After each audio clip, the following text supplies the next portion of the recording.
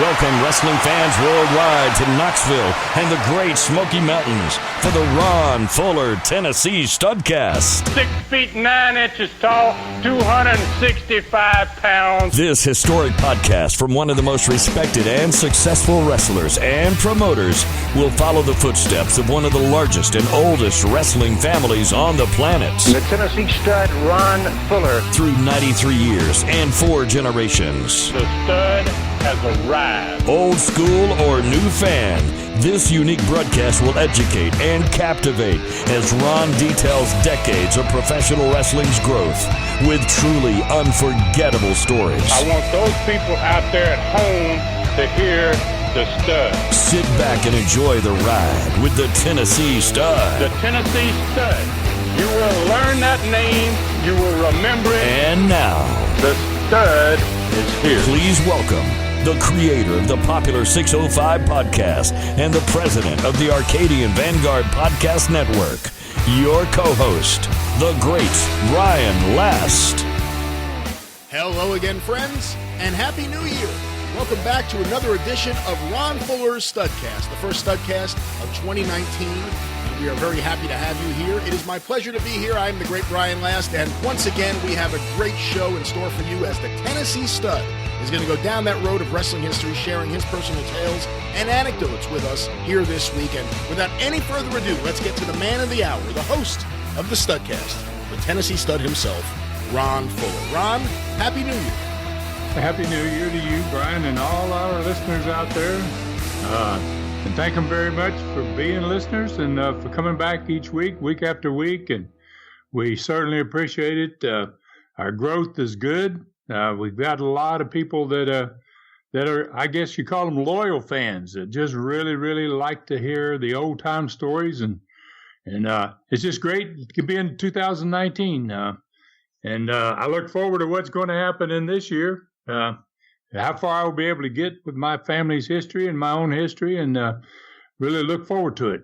Well, before we look forward, let's take a short step back for a second, because I want to thank, and I know you want to thank, all the listeners. The reaction to the last 2 episodes, the last 2 Studcasts dealing with your 10 steps to building a championship territory, has been overwhelming. We knew people would like it, but I have to say, I was a little bit surprised by how much people liked it, Ron. What did you think of the reaction you saw to those episodes?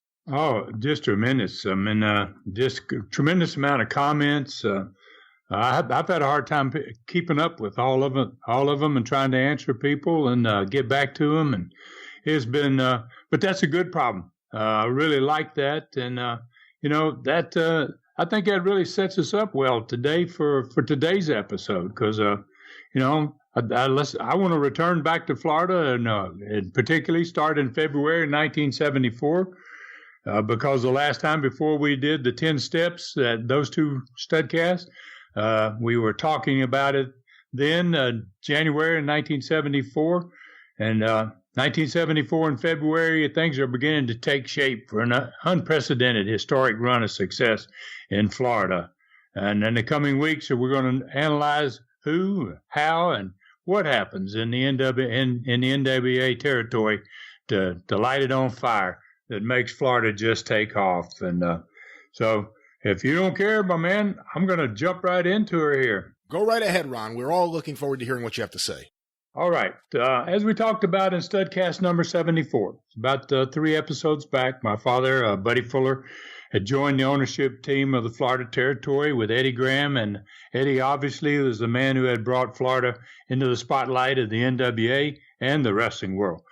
Significant decisions are going to be made in early 1974 that's going to drive business to a point never considered before by ownership or anybody else, fans, anybody else in Florida.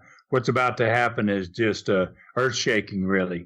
Obviously, hiring Bill Watts as a booker is going to bring in a lot of talent to the state, and he's going to provide an angle that's going to catapult wrestling in Florida into uncharted waters.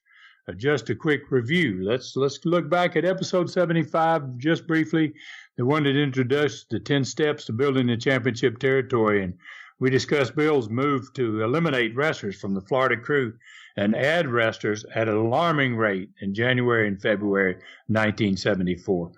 For those people that might not have heard that episode, Just want to bring them up to date. These were some of the people that were eliminated in January and early February of 1974. Mad Dog Vachon, Paul LeDuc, Danny Hodge, Haystacks Calhoun, Tex McKenzie, Bob Orton Sr., and Jr., Dennis Stamp, Ali Vazari, Frank Martinez, Skull von Stroheim. I mean, that's just a few. That's not all of them. There's a lot of guys going out. And at that same time frame, Watts is going to add in February Gary Hart, Kevin Sullivan, Tony Charles, Buddy Roberts, Jerry Brown, the Hollywood Blondes, who's managed by Sir Oliver Humperdinck, and then obviously himself. He's going to be adding himself to the crew. So obviously the foundation is set by February, certainly by March in 1974. The foundation is pretty much set, and there are still, at this point, stars headed to Florida. Now let's talk about the angle I've alluded to earlier that's going to catapult Florida wrestling into the uncharted waters. In 1974, a star is going to emerge from this angle, and he's going to carry the banner of Florida wrestling for years to come, just as the great Jack Briscoe did for many, many years before this guy. This wrestler was not new to the state. He hadn't been there since 1969. He's always been a heel, and a very good one. With heels, the more despised you become and the more heat you produce as a heel will only serve to make you more popular when and if you are turned babyface.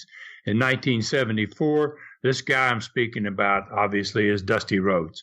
And he's going to go from being a powerful heel to being the most prolific, loved, respected, and admired wrestler of all time in Florida. I don't think anybody, including Jack Briscoe, would ever be able to claim that he became more popular than Dusty.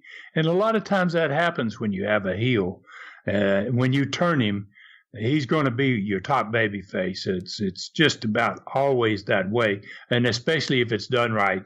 And in Dusty's case, this turn is going to really be done right. In the coming weeks, we're going to attempt to tell the story of how one man wins the hearts of thousands of existing wrestling fans, and at the same time, attract thousands more to the sport. That's exactly what Dusty does in this run. He's not the first to turn from heel to babyface, but this turn is going to explode the fan base and change Florida wrestling forever.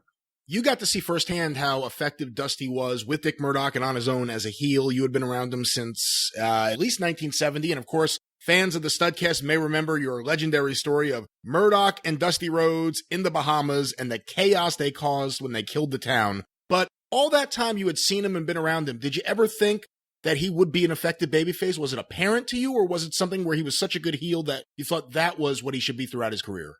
Well, not in the early days. In 1970, when I went there, I would have never thought that he would have been a good babyface. But Dusty, I think the longer he was there, he maintained his heat because they kept pushing him as a heel.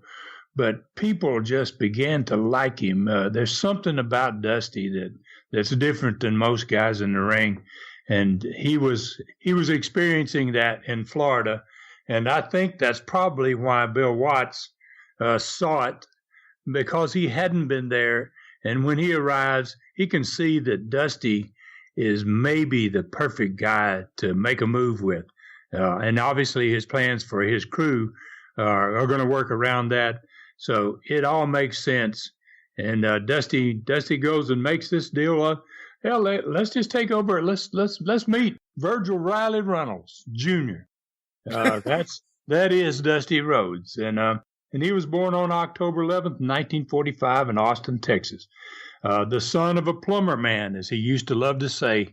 He used that phrase quite a bit. He's going to be 6'1", about 6'1", and around 290 pounds by the time he steps into a wrestling ring. I want to go back to his high school days. He graduated from a high school in Fort Worth, Texas, Arlington Heights High School, and he played baseball and football there. He attended West Texas State University, which I call the wrestling factory because so many wrestlers came out of that college. It's just really amazing. And there at West Texas, he played both sports again. And And that's where Dusty met the guys that's going to influence his future the most. And I'm talking about the Funk Brothers, obviously Dory and Terry, Stan Hansen goes to college there, Bobby Duncombe, and many other future wrestlers that play football are going to come out of there and go into the ring. That was it was, like I said, it was a factory for producing great wrestlers, and Dusty was certainly no example. No exception to it. After his college days, he tries to make a career out of playing pro football. He tries out for the American Football League team in Boston, the Boston Patriots. He doesn't make that team, but he does get on the Hartford Charter Oaks football team, which I'd never heard of. It's in the Continental Football League, or it was. Now, that team's going to fold in his first season, and he's going to return to Texas in 1967. When he goes back to Texas, he's going to meet Joe Blanchard. Joe Blanchard is a respected and talented pro wrestler, and the father of Tully Blanchard of Four Horsemen fame.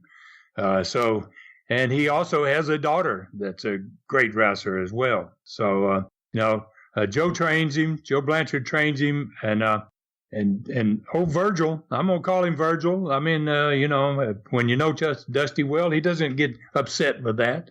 And I met Dusty when he was pretty much Virgil more than he was Dusty.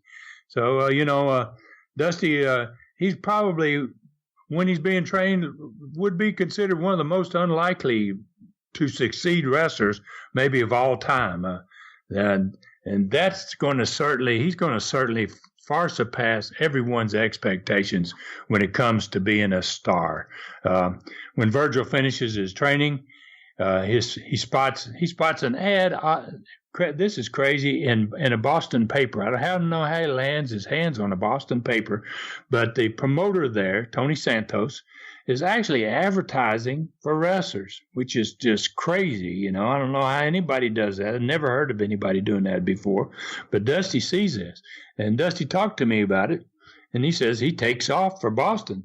When he gets there, he sits down with Tony Santos, and as any promoter would do, he doesn't know Dusty. He's never heard of him. Dusty's a really young guy. It's his first job, basically, and he asked him a lot of questions, and Dusty bluffs his way or bullshits his way, and knowing Dusty as I do, that's probably what it was, into Santos's crew by mentioning guys like Bobby Duncombe and the two Funks, the brothers, and probably Dory Sr. too. I'm sure Santos was very familiar with all those boys from out there, and Dory Sr. obviously.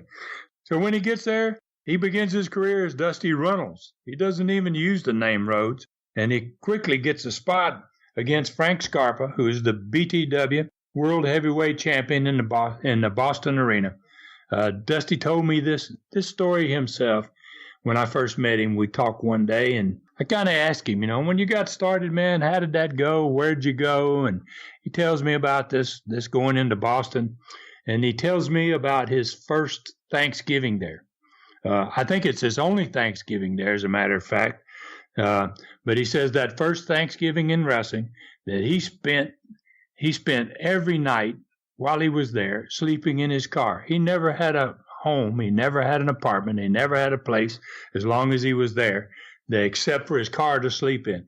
And he told me that on Thanksgiving one time he ate Thanksgiving dinner with a new buddy of his who happens to be Rufus R. Jones, was a great friend of mine. And they had their Thanksgiving dinner in a Boston soup kitchen. And that certainly kind of, to me, lends credence to his future claims as being a common man. Dusty came from nothing and turned into be a marvelous performer in the ring, and basically far from being a common man, he's pretty much an astounding individual. From what I remember, Dusty didn't spend too long in Boston, correct? That's right. He did not make it there very long at all, and he goes right back to Texas again.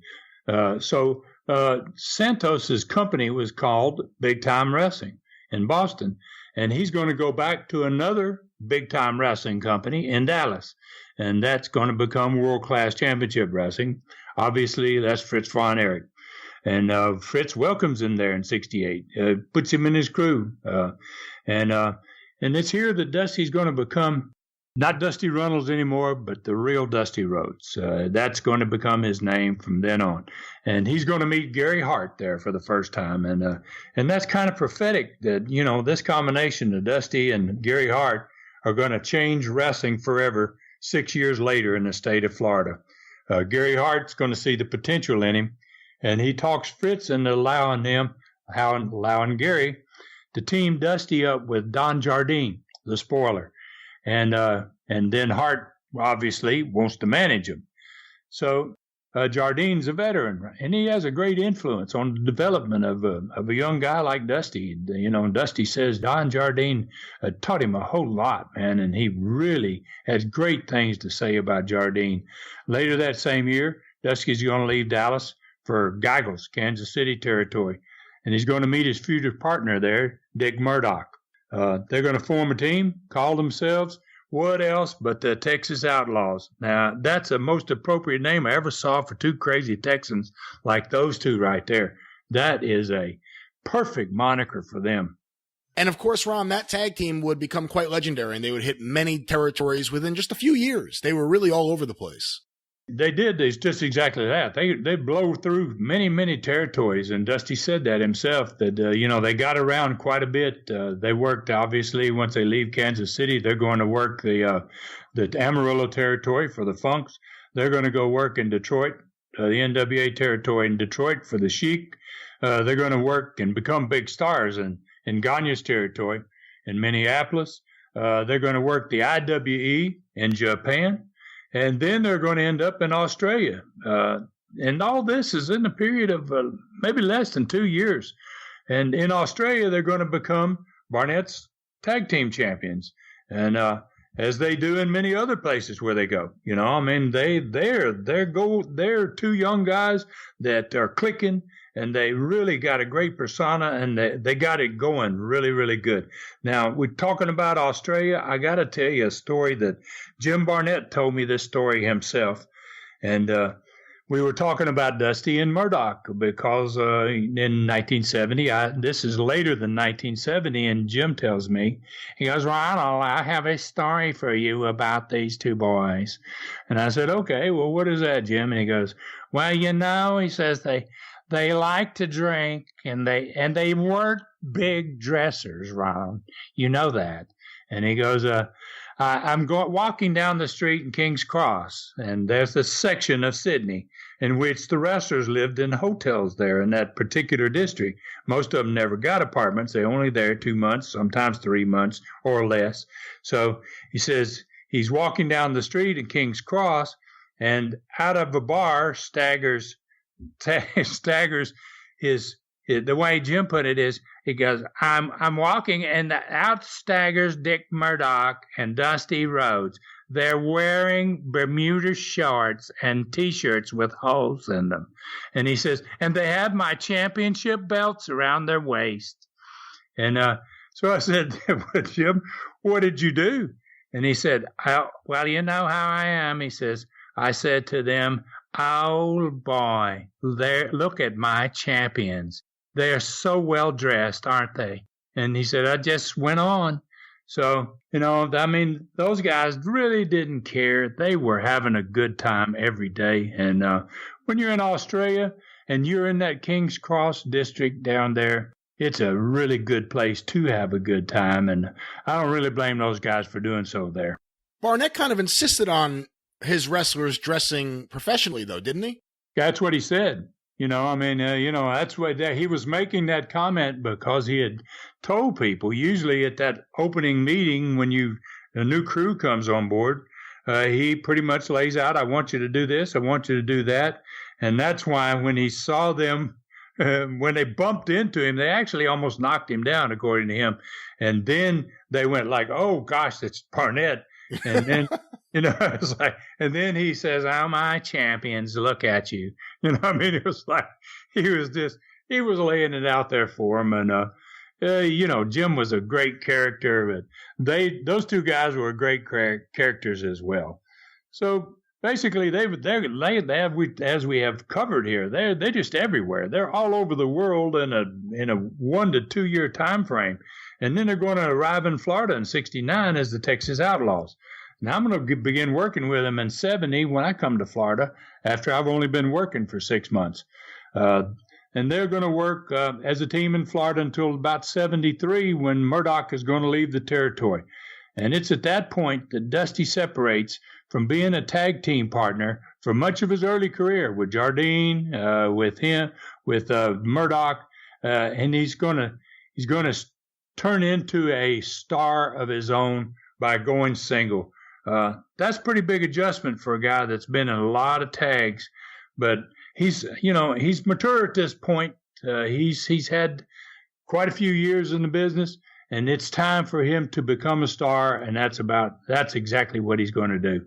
In my opinion, he's a very unlikely star with a body, an unlikely babyface star for sure, with a body like Dusty had. Most people would not consider Dusty to be a heck of an athlete. He is a pretty darn good athlete, though. Obviously, he played baseball and football in college, and for a big guy, he could move. He could get around when he wanted to. He could really get it done. Dusty, he always had a bigger midsection. I'm going to call it that, than most wrestlers. And on that stomach, he had that large, big red birthmark that was unique. And that's what I think helped make Dusty Dusty, was that big stomach, the big birthmark. He was identifiable. Even if you couldn't see his head, you knew who that was. In 1974, he's going to build his future career around what other people call charisma. But to Dusty, it wasn't charisma, it was charisma. And he used to always say it in his interviews, and I always liked it. I mean, I didn't know if he really knew that it was charisma or he just liked to use that shortened term, charisma, because he really did have charisma. And he'll develop a unique relationship and appeal to the common man as he goes forward.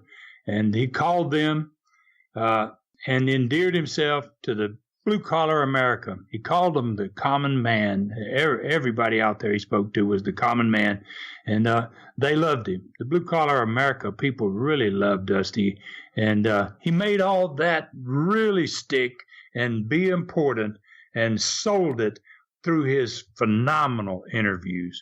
He was just maybe one of the best ever on the mic. From 1964 on, his career had no limits, and he made himself one of the brightest stars in American wrestling history.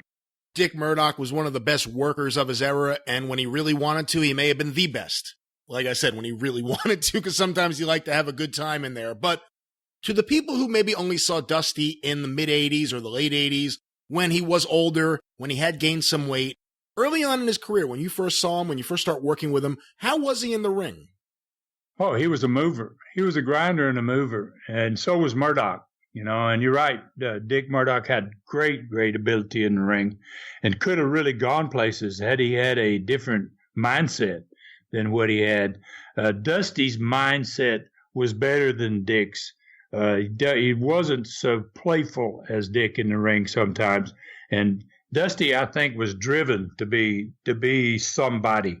And I don't know that Dick had that drive within him, but what a fabulous team they were. And I loved to work with them. They were up and down and a lot of high spots and back and forth. Those guys worked hard, and it was a real pleasure. And not just a pleasure because I'm young at this point. I'm in my first year. And just to have the opportunity to get in the ring with guys like that just makes it unbelievable for you.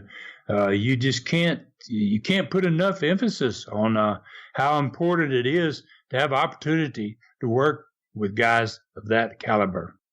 I know that we just did his background, and obviously in the weeks ahead we'll discuss the intricacies of his babyface turn, because it is one of the biggest moments in wrestling history, certainly in the state of Florida. But when you go back now and you look, Ron, and you think about some of the guys that were on the roster, some of the guys you've been talking about for the last several months here on the Studcast, whether it's Jack Briscoe, whether it's Dale Lewis, whether it's Bob Roop, guys with legitimate collegiate or amateur wrestling backgrounds. It was a major shift to go from that being your top star, that kind of wrestler, to Dusty Rhodes. At the time, was it controversial in the locker room? What did guys think of making the switch from a Jack Briscoe or a Jack Briscoe caliber wrestler to a Dusty Rhodes? Well, I tell you what, when that happened, territory was already in good shape, but when that happened, it just ignited business, and I don't think anybody would have had the guts to complain about Dusty at that point. I mean, Dusty just got over big time, and when that happened, so did their paychecks all get bigger at the end of the week. And I don't think anybody thought that. Now, I think your point here, and other wrestlers' points well taken. This Florida territory has been based upon wrestling pretty much all the time, 100% since the day Eddie came there, and probably back into Cowboys Electro's day.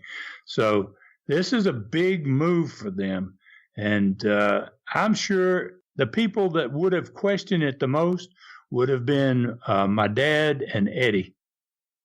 And then one last question before we move on, Ron, and that is Bill Watts when he was on the Super Studcast. And of course, that's available at tnstud.com or patreon.com/studcast. He talked about when he first went in there, he thought that Dusty was going behind his back to complain about his booking to Eddie, and he fired him. And of course, it didn't last, but it was more to make a point to Dusty where, look, I'm the boss now. You can't do this. You can't go behind my back. You can't complain to Eddie. And things got fixed. Things got regulated from that point forward. And he raves about what it was like to have Dusty work for him from that point going forward in Florida.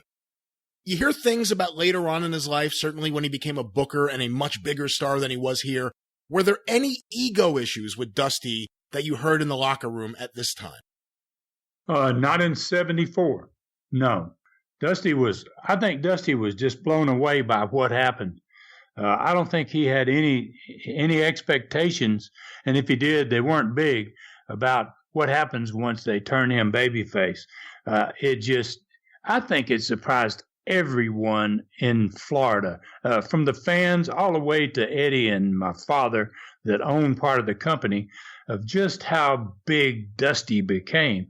And I never had any dealings with him after 74. Later on in this year, 1974, I'm going to get into my own wrestling company, and I'm really not going to see Dusty. I don't think I probably see Dusty after 1974 more than 2 or 3 times the rest of my life, the rest of his life. So I didn't have an opportunity to see him after he started booking, after he went to Crockett, how he was in WCW, wherever that he worked and went. Back in Florida after that, after Crockett. I don't know about those, and I can't be honest with you on that. I can't tell you. But I know in 74, he was still a humble dude, having a great time, that had just so much talent and so much charisma, as he used to say. And he just exploded Florida. There's no doubt about it.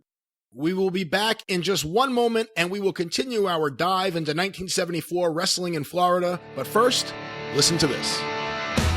The Lost Territory, Southeastern, and Continental Wrestling DVDs are on fire around the world at tnstud.com. Click Stud Store, only $39.99. Own your piece of classic wrestling history with the 5-pack First Collector's Edition with 12 hours, 5 DVDs, 67 matches, early 1970s bonus matches, and a different present-day interview with the Tennessee Stud on every DVD. Everything from Armstrongs to the Stud's Zukov. These are old-school memories at tnstud.com, $39.99 with free shipping. And don't miss the next Super Studcast number 13, one of the most requested Super Studcast ever, as the Stud finally has his say about one of the most destructive wrestling wars of all time. His Knoxville Southeastern Wrestling War is pure wrestling history, and released on Tuesday, December 15th.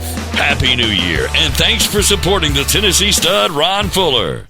Well, there you hear it. So much going on in the world of the Studcast and the Tennessee Stud. Of course, the next Super Studcast, which will be coming at you on January 15th, all about the Knoxville Wrestling War. This is a story that has been seldom told. Ron has not spoken much about this in all the many years since everything went down in 1979. So we're going to hear about that, but also I want to remind everyone, the brand new Southeastern Continental DVD set, the collector's edition, The Lost Territory, 5 DVDs, only $39.99, including shipping. Who does that? Who includes shipping? The Tennessee Stud, that's who.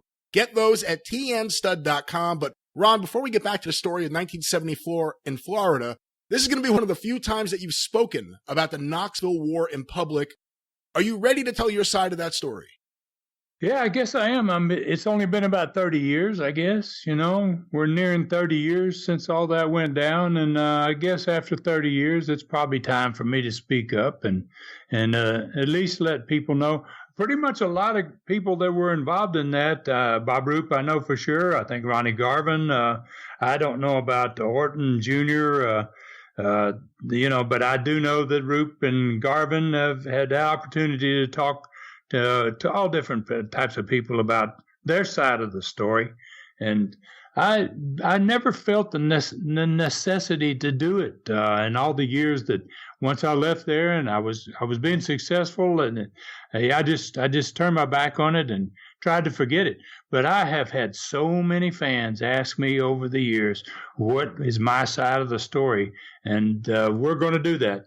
On Tuesday, January 15th, I'm going to lay out how I saw it go down in 1979, and we're going to have to back up beyond earlier than 1979 to get that whole story in and kind of lay the foundation for what went on and what happened. And I think fans will be amazed at my version of it compared to what others have said. It is certainly one of the most anticipated Super Studcasts we've ever had. Once again, it will debut on Tuesday, January 15th, tnstud.com or patreon.com/studcast. Only $2.99 to get all this information. And for all you patrons of the Studcast, stay tuned because I think we have some really, really cool things in store for you in 2019. It's a great time to jump aboard and become a patron of the Studcast. But Ron, let's get back to Florida. You set things up with Dusty, and obviously this is something going on and in play, and we'll discuss it further in the weeks ahead. But what are you doing in Florida in February of 74? Well, you know, I'm working quite a bit there now. Things have picked up for me in the state of Florida because Watts is starting to have some influence on the book. During that month, I've got 2 tag matches I have with Tex McKenzie as a partner. And I'm going to come back and tell a couple of stories about Tex that I just can't avoid. They're really, really good. But let me finish the rest of these. I've got those 2 tags with Tex McKenzie. I have a tag match with Greg Malenko as a partner. I have one with Mike Graham as a partner, which I really, really enjoyed because Mike and I at this point have been friends since we were early teenage years. Because our dads had such a great relationship, and we got together and did things together quite a bit between the early 60s up into 1970. So then I have two tag matches with Bill Watts, and one of those you currently see on YouTube that's out with against the Texan and the Psycho. Pretty decent matches. And 2 Florida title matches with champion Buddy Colt. Both of them are going to end up in disqualifications. Colt saving his belt as long as he can because at this point I'm getting to be pretty darn good. And then I'm going to have a single match with Harley Race in Tampa on February 12th, 1974. At this point, Harley's lost the title to Jack Briscoe, and it's obviously it's a non-title bout. And I kind of believe, when I see that I'm wrestling Harley, I'm wondering, how could that happen? Why would he want to come to Tampa and be on the same card with Jack as the new world champion? And then I got to thinking, well, maybe it's because when he was booked for Tampa, he was the world heavyweight champion. And if he pulls out now, he wants to keep a good status in Florida because I think he's sharp enough to know that he's got a good opportunity to get that belt back again if he treats everybody well, and he shows up and works with me in Tampa on that February 12th, 1974 card. There's two stories I really want to tell, and this is Gary Hart is in one of them, and he's in this one. He's in this Studcast anyway, and it's a cage match in which Gary Hart is placed in a cage. Brute Bernard is in the ring, and Tex McKenzie is wrestling Brute Bernard with his manager, Gary Hart, suspended in a cage above the ring. And when they put the cage up, they don't raise it as high as they should because, Tex is pretty tall. He's darn near my height. He's about 6'8" or so. So when Tex struts down there as he does, and those legs all reaching up there, trying, he's a big star in Australia. He really gets over in Australia. He gets into the ring, and Brute isn't in the ring yet. So when he gets there, he's in the ring, and up above him in the cage is Gary Hart. And Gary tells me the story. He says that Tex, because he says he looks down and the cage is really close to Tex, his head, his height. And so he's close enough that Tex gets hold of the cage and he rocks it back and he swings that cage way out over the crowd. And Gary says he wanted to kill him. He scared the hell out of him. He's like, wow, gosh, man, what a nut goofball thing to do. Well, when Tex does it and he swings that big cage with Hart in it out over the crowd, he turns his back and throws his hands up in the air so that the crowd can react. And then they're reacting. They're screaming, look out, look out. And the cage comes back and hits him in the back of the head, turns him a flip, knocks him cold, and they have to go down and carry him out, and somebody else goes and takes his match. So, I mean, that's a pretty odd thing to have happen to you. And so I have another one, and some of the boys were telling me there when I was there, and Tex was, Tex was a clumsy guy. He didn't have great wrestling skills, and he's very clumsy. And they're on a plane, and whoever told me this story said they were on a plane, and Tex goes back, and he goes into the rear lavatory back there, and he's got to do number 2, right? He's got to take him one, and so he gets his pants down, and he's about to sit down, and they hit some turbulence, and he loses his balance. And he puts his arm back to catch himself, but his hand goes down inside the toilet, and he breaks his thumb. It bends backwards, and he starts screaming automatically. And when he breaks his thumb, at the same time, his wallet falls out of his pants into the commode, and he falls back against the flush button on the wall, and it flushes his wallet down the toilet, right? So now he's got... And it turns his hand blue because his hand's still down in there. When his toilet goes down, then the blue stuff in the toilet comes up, and it looks like dye on his hand.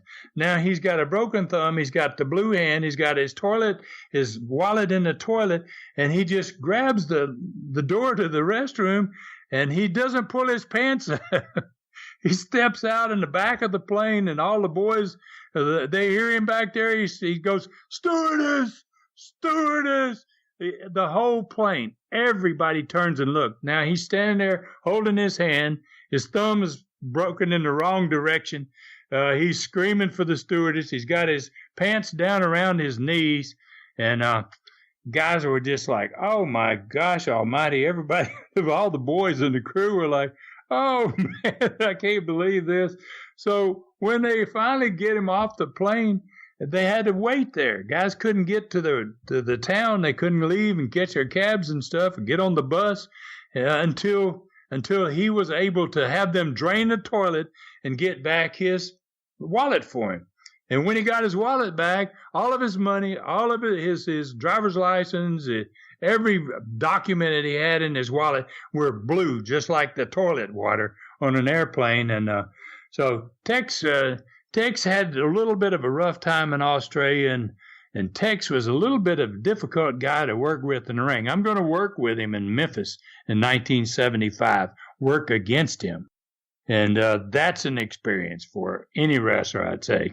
Well, let me ask you about that, because Tex McKenzie is someone who got over big time as a babyface everywhere he went. And if you go back and you watch footage, I apologize if his family's listening, but he was horrible in the ring, just horrible. And there in the ring, clumsy is a good word too. What did the boys in the back say? When they had to work with Tex or when Tex was having a match, what was the consensus in the locker room of his work? Oh, it's lots of guys, when they go in, they don't remember who they're working with, because you do your interviews on Wednesdays, and you do so many interviews for so many different towns, you forget who's on the card, and you're not concerned about it. But guys would come in, and I was always Watts is there during this time frame where he's wrestling partners with me. And when guys would ask, who are we working with? And he would say Tex, then you would get a reaction. You could watch, you could see it in their face if it wasn't just blurted out, oh no, not Tex. They'd drop their head, and it was kind of like just a bad deal for a lot of people. They did not like working with him. But Tex got over, I believe, because he was such a nice guy. He just had a tremendous outgoing personality. He had a way of dealing with fans, and I've seen him around them. Fans loved him. They didn't care whether he could wrestle or not. He just, if he got to talk to a fan, that fan is going to be a lifelong fan of his, because he just had that type of personality. Let's get back to the show you briefly mentioned before, Ron. Tampa, February 12th, 1974. What else happened on that show? Well, I want to go through that whole card because, gosh, this is a great example of what is happening in Florida in mid-February of 1974. This card right here, to me, is it really tells the story. The first match is Paul Jones, who has been there for a while now. He's been the Southern Heavyweight Champion. He's been the Florida Heavyweight Champion. Now he's first match. He's relegated down, and he's working with a guy called the Jackal, and that happens to be Gary Hart wearing a mask. They send him in there wearing a mask. Now, I don't know from Bill Watts why he had that concept, why he wanted to do that exactly, but that's your opening match, Paul Jones and Gary Hart under a mask. Second match was Danny Hodge, and he's going to be leaving in the next week, against Tony Romano. Mike Graham and Kevin Sullivan versus the Texan, who is the future Austin Idol, and Rip Hawk. Harley Race going to wrestle me. Stan Vachon and Dick Slater are going to wrestle against Joe LeDuc and his brother Paul LeDuc for the Florida Tag Team Championships. And the LeDucs they are the champions that night, and they're going to lose their belts that night. They're never going to get those belts back again. And it's not long till Joe's brother Paul is going to be gone from the territory. Florida Heavyweight Championship that night, Buddy Colt defeats, guess who? Tex McKenzie. And in the main event, the newly crowned World Heavyweight Champion, Jack Briscoe, is wrestling against Dusty Rhodes. And that event ends up in a no disqualification. And I would imagine, now Dusty's a heel here, and I would imagine that Dusty, I have no idea what that finish was, but I'm pretty darn sure that Dusty does something pretty dastardly. He has a lot of heat at this point in the territory, and I think that's all done on purpose. It's trying to get him to maximum amount of heat so that when you do that turn, he's going to get the maximum amount of benefit out of that heat. So that card's just a small example of where it all seems to be heading in 1974 in the Florida territory. Some great matches there, some great talent there. And and the match I have with Harley is a Broadway, 30 minutes. Doesn't hurt me. It doesn't hurt Harley. We have a really, really good match. And it's a great card and a great night as part of a great territory that's just going to get much, much better. Now, this period of time, Ron, in February of 1974, you are still working in St. Louis, correct? Yes, I'm still doing some shows in St. Louis, but I'm being pulled out of there a lot. I'm going to be in St. Louis. In fact, in February, I'm going to go be only there 2 times. I have been there as many as 6, sometimes 8 times in a month previously. But I'm going to be there on February 1st. I'm going to be in a 6-man tag with a guy named Angus Campbell, who I don't think most people probably know. And I'm also going to be partners with what I considered as a young man in that match, one of the legends, Bobo Brazil. I had never wrestled partners or against Bobo. It was a real honor and a pleasure to be on the team with him. And we're going to wrestle against Baron Cicluna, Dick Murdoch, talked about already, and Bill Miller, Big Bill Miller. Great 6-man tag in the St. Louis house show. Easy, really easy match. Bobo's really over big time. I'm over pretty good at that point too. And they're trying to push Angus to try to get him over. The second time, the only other time in that month of February that I'm going to wrestle in St. Louis is going to be on TV. And it's actually the next day. It's in another 6-man tag, except my partners this time is Angus again, and Kit Conway. And we're going to wrestle against Tokyo Joe, Hans Schmidt, and Big Bill Miller. These are the only 2 matches I'm going to have in St. Louis for the entire month. And what is happening here is I have been going there consistently for almost 2 years now, been really pushed there. Watts wants me to focus on Florida. Watts wants me in Florida. He's not willing to do what Louis was doing for me and saying, well, St. Louis is where you're going to make a big name. You're going to get to wrestle a lot of different people. It's going to benefit you a lot more than wrestling here in Florida. Bill's focus is on drawing money and on making Florida a monster territory in 1974. He thinks, and thank goodness for it, he likes me, and he thinks that I'm a great worker. He wants to work with me as a tag team, and he's going to turn on me to get heat on himself when he gets ready to turn himself heel. I think Bill is a better heel than he was as a babyface, and Bill realizes that, and that's what his plans are for me. And he doesn't want me spending my time in St. Louis. It's not going to help the Florida cards any, and he kind of shuts that down for me. I'm still going to be going to St. Louis some there because I think Sam is just pushing for it, but not to the extent I was when Louis was there and in 1973. Let's get some listener questions on the show, Ron. We haven't done this in a while. I have a few here. And this first one is from Todd Flynn in, is it Sevierville, Tennessee? Sevierville. Sevierville. Yep, just outside Gatlinburg, between Gatlinburg and Knoxville, Tennessee. Little town called Sevierville.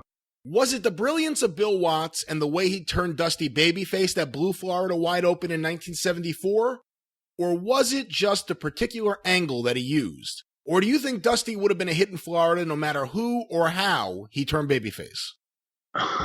That's a good question. And it's a 2-parter. I'm going to answer the second part first, whether I think Dusty would have been a hit in Florida no matter who or how. Yes, I think Dusty, would have been a hit, and it would have been a good thing to do for the territory. Dusty has been there for several years, and his heat as a heel is about to start to fade at some point here, and it's time to do it. If you're going to turn him, it's the time to do it. It was in 1974.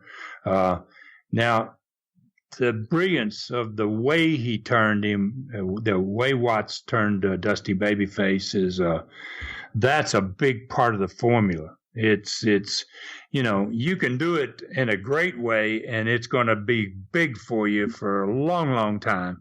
Or if you do it half-ass and it doesn't get over, then you have killed one of your best heels, and you may not have had benefited your territory at all by what you did. So I really believe it was a great angle, and it was made even more significant by how it was done and who it involved. And the reason I say who it involved is because Watts made it possible by involving Gary Hart to get a much longer run. If Dusty gets over, if you just got one guy that turns on you and you start as a babyface, what do you do after you run through your program with that one guy? And Watts is smart here. This angle is not just for Gary Hart. It's not just for Pak Song. It's not just for Bobby Duncombe. It's not just for the Korean Assassin. It is based around Dusty turning babyface and then having Gary Hart with a stable full of badass heels that Dusty can whip their ass one after another and take months and months to get through all of those programs. And that, to me, is the beauty of what happened in 1974. This wasn't a short-term explosion of a territory that's going to wane within a few months. It was a huge explosion in the territory that's going to last for a long, long time. Ron, our next question here was sent in by Richard Bunt in Ragland, Alabama. Really enjoyed your studcast about the top 10 things that make a successful promotion. Just one question. Who would you say were your top 5 referees in Southeastern and Continental Wrestling? Oh, that's a great question right there. It makes me, I got to take just a second here to give that a little bit of thought, because I had a lot of referees. And now I'm going to do this probably in no particular order, but Ronnie West is just, one of the greatest referees anyone had in any territory anywhere in the world. And he had more skills than just being a referee. He could find towns for you. He could promote for you. There were so many things. Ronnie West being in your company was such a benefit to it. I'd say he's probably number one because he wasn't just a referee. The second one that I would say is Mac McMurray, and that a lot of that has to do with Mac was a great referee, always reliable, always very, very good with finishes back and forth from dressing room to dressing room. But he helped me buy Knoxville. If it hadn't been for him, I would have never probably had a start as a wrestling promoter and never experienced the things I did in my life.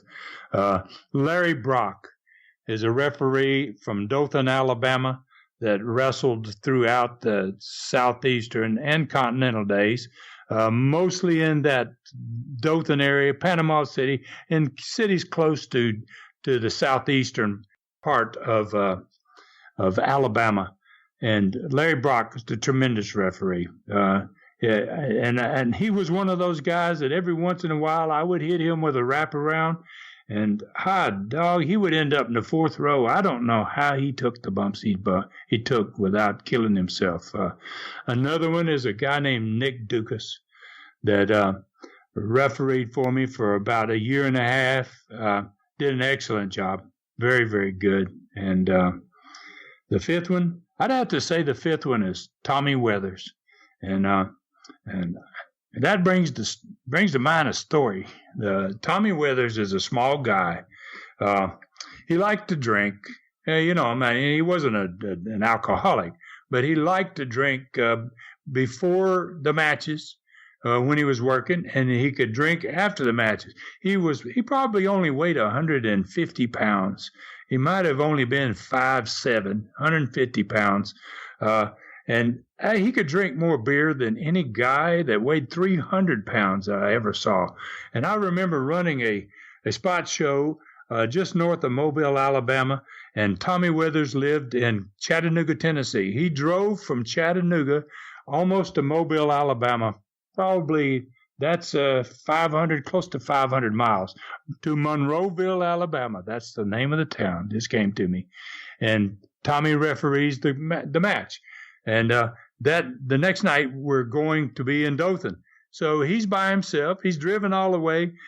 So I say, Tommy, let me ride with you, man. Ride back over to Dothan with you. And he was like, oh, yeah, that'd be great, Ron. So I get in the car with my referee, with Tommy. And we start out. And so he's been drinking, but it wasn't unusual. He'd had some beers. So, and I asked him about halfway between Monroeville, Alabama and Dothan, Alabama. It's probably 150 miles.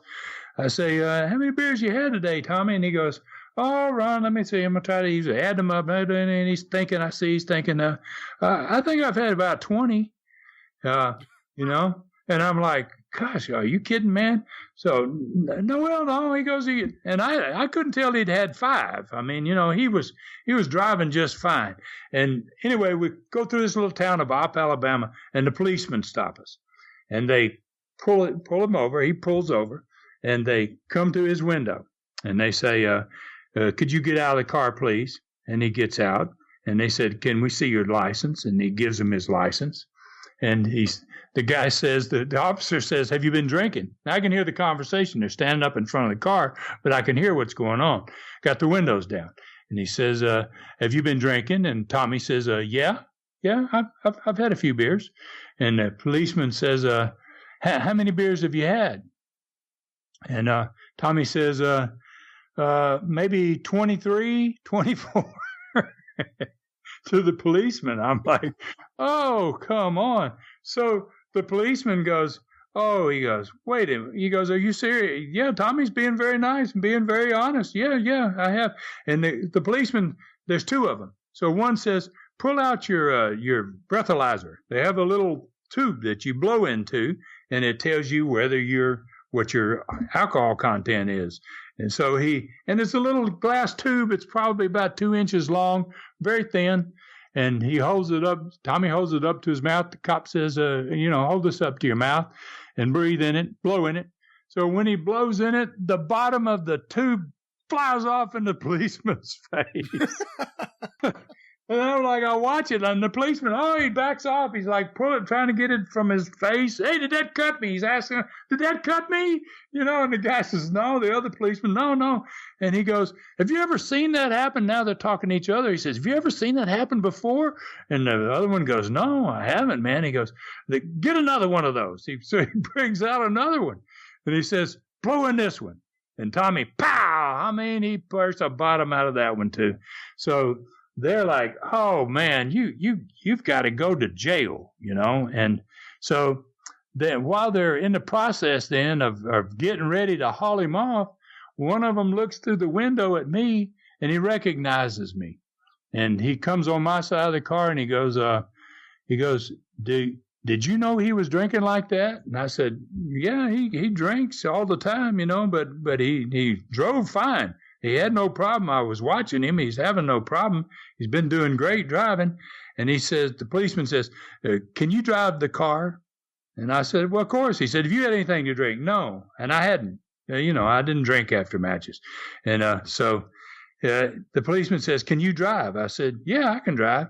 And he says, I'll tell you what. He says, I'm going to let him go if you'll get over there and drive him to wherever y'all going. He said, you're going to go to Dothan. You're wrestling in Dothan. He knew the schedule. And I said, yeah, that's where we're going. So I get in the car and I drive Tommy on to Dothan. But I get to see him blow the bottom out of 2 of those test tubes. And gosh, what a drinking little son of a gun he was. One final question here this week, Ron. This is from Joseph Johnson in Vancouver, Canada. How many territories do you think ever reached the plateau of their company that the Florida Territory did in 1974, and which ones were they? Man, that's another good one. That requires a little bit of thought, too. I don't know that anybody, I've never seen any. Well, first of all, I can't speak for a lot of other territories. He's asking if I know a lot of others that did the same thing. I worked Georgia. I went to Florida, spent 4 years in Florida. I went to Knoxville, started my own company, and wrestled for myself the rest of my career. So I can't talk about a whole lot of companies, but I do know that it was just what happened in 1974 when Dusty makes the turn is just remarkable. We had a very similar year in 1983 with Southeastern prior to being Continental. The year that I wrestled Ric Flair for the world title, and Bob Armstrong was the special referee in the match, and ends up turning on me in the match, and they end up putting me in the hospital. I had my third knee operation. Just a really, really horrible night for me. And from that comes Bob Armstrong. Just the opposite heel is just the opposite type of angle is what happened with Dusty. Dusty turned from heel to babyface. Bob, for the first time in his life and his career, is going to go from being a babyface to a heel. And not only is he going to do it well, he is going to do it fantastically. I mean, Bob, I watched television every week from my home with my knees still being healing for months and months, and it was the biggest explosion in Southeastern that ever happened, Knoxville or Pensacola, when Bob turned heel, and it kept going for that entire summer. We even after I started back, it was just. It didn't make any difference who he wrestled during that 6 months or 7 months that I was off and unable to wrestle. Every town was selling out everywhere. And then once I came back, I mean, that's what fans, they had been wondering, am I ever going to be able to wrestle again? Much less get my hands on Bob Armstrong, and I was able to do that. And so I would say, it would have to be 1983 in my own territory. If I had worked a lot of other places, I might have seen other things in that realm. But that would be my answer. Yeah, 1983 in my own territory, Southeastern Wrestling out of Pensacola. It's been a while since we've done this on the show, but the way it works is you pick the question, and the one you pick gets a special gift from the Tennessee Stud. So which question is your winner this week? I kind of like the Vancouver question here. I mean, that's a good question. If I had been into more territories, I would have probably had a better answer for it. But that's a great question. And what I really like about all three of these questions is they all have something to do with the last two Studcasts that we just finished. Those 10 steps to having a championship territory, to really blowing things up. And whoever picked these are great questions because they just fit really good with the last two episodes. In case people haven't heard those two, I think obviously these fans really got inspired by them, and I thank all three of these. And I look forward to doing more of these. That we kind of gotten away from them sometimes, I think, Brian, because the content to the Studcast are just increasing.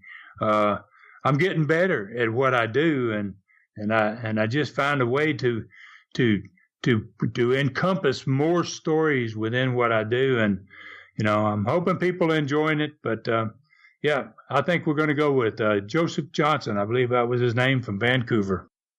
As we wrap things up, we want to remind you can become friends with the Tennessee Stud on Facebook. The page, Ron Fuller, the Tennessee Stud. You can follow the Tennessee Stud on Instagram and Twitter at Ron Fuller Welch. You can follow me on Twitter at Great Brian Last, and you can listen to me on the 605 Super Podcast, available at 605pod.com or wherever it is that you find your favorite podcasts, classic wrestling talk and wrestling humor, the 605 Super Podcast. The next Super Studcast debuts on Tuesday, January 15th for patrons of the Studcast, available at tnstud.com or patreon.com/Studcast. It will be all about the Knoxville, Tennessee wrestling war of 1979. Maybe the bloodiest wrestling war there ever was, and certainly one that people have been waiting to hear the Tennessee Studs take on, and you will once and for all on the Super Studcast. Once again, Tuesday, January 15th, tnstud.com or patreon.com/Studcast. We also want to remind you that Ron has just put out the first 5-pack of Southeastern and Continental wrestling DVDs, The Lost Territory, the collector's edition, now available at tnstud.com. Just go to the stud store and they are there. And remember, shipping included. No one does that except the Tennessee Stud. But Ron, anything you want to say about these DVDs? I know we've been talking about them on the last several episodes, but is there anything more you'd like to say to the listeners about this fine DVD set? Well, they've just now started to arrive with people that have ordered them, and I'm already getting great responses, and I really anticipated it. I watched all 5 of these, this first edition. Gosh, it just took me back. The memories are just unbelievable. I realized what a great product we had back in those days. And some of this is Southeastern, some of it is Continental, some of it's Gordon Soley from Birmingham, some of it is Charlie Platt out of Dothan for Southeastern. It's just phenomenal stuff. It's got Hulk Hogan against Andre the Giant from a arm wrestling contest turns into a brawl. First time I ever saw Andre bleed. I mean, it's just really, really, it's got a lot of everything in it. Bonus footage, matches from early 1970s that just blow me away. I think people are going to really enjoy it. Comments are great already. And, if you want one of those, you can just go to tnstud.com, click on the old stud store, be the first thing you see. It's only $39.99. And as you say, we're going to pay the shipping for you. I don't know where you can get 5 DVDs, 12 hours of total action in those, and really proud of that. Ron, before we wrap things up, where are we going next week? Well, we're going to stay in Florida. I mean, why get away from it now? I mean, it's cranking, and I really want to do justice to what happens in Florida in 1974. We're going to be in the month of March, and we're going to be talking about things as the territory continues to keep moving upward at the box office and in the arenas. And I'm going to become the Florida heavyweight champion. And I'm going to be one of the few that's going to ever hold all 3 of the major titles in Florida. That's going to happen in the month of March, and fans, just come on back. We're going to make history, and I think what's going to happen in 1974 is just going to leave fans talking, and something that's never going to happen again, and something that I don't think they're going to forget once they hear about it. Ron Fuller's Studcast is a production of the Arcadian Vanguard Podcast Network. For the Tennessee Stud Ron Fuller, I'm the great Brian Last. The story continues next week.